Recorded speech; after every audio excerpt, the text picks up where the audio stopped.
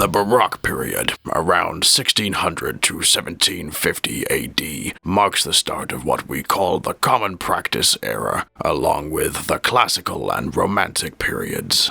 The word Baroque comes from the Portuguese barroco, meaning misshapen pearl, a negative term used to describe the over-ornamentation of the arts from this period. The Baroque style, as with the Renaissance, started in Italy. In art, a Baroque piece can be said to use exaggerated motion and easily interpreted details. The style was encouraged by the Catholic Church in order to make the arts accessible to more people who were either illiterate or not fluent in Latin. The arts was still, at this point, considered a form of worship. The aristocracy would display Baroque artworks to ostentatiously demonstrate their wealth to friends and visitors.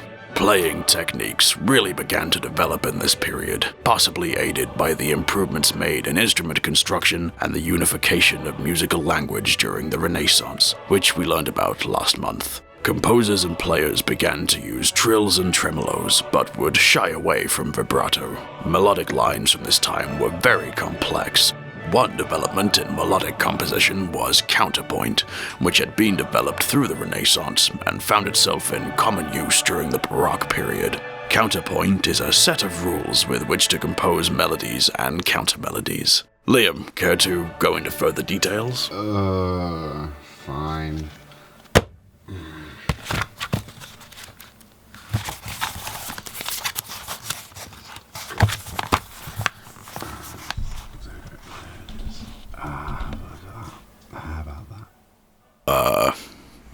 Alright then.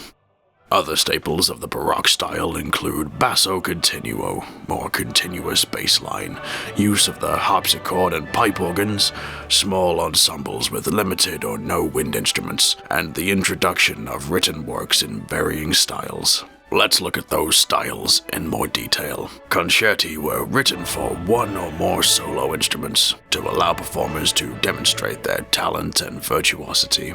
Sonatas were similar to concerti, but were typically for one keyboard, sometimes with other instruments in support. These were written in 3 or 4 independent movements, each of which could vary in tempo, key, and mood.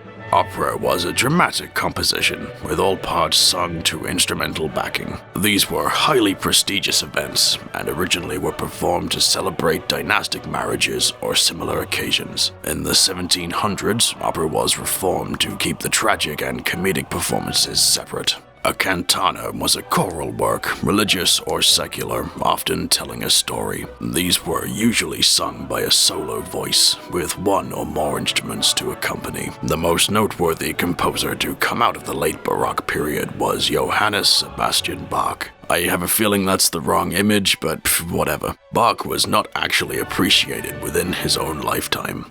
It wasn't until a revival of interest in the early 19th century that people were really aware of him. Other noteworthy composers from this period include George Frederick Handel. Too hot to handle. Shut up. Antonio Vivaldi. He bought that violin Vivaldi money he made. Liam. Sorry.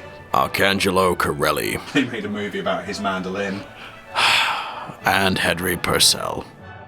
Damn it, I had something for this. Whoa, what a shame. So that, viewers, was the Baroque period. Remember to like the video, share it with your friends, and subscribe for future videos as they become available. Please leave a comment with any questions, or if you just want to say hi. We might even respond. See you next time when we look at the classical period. Toodle-byes!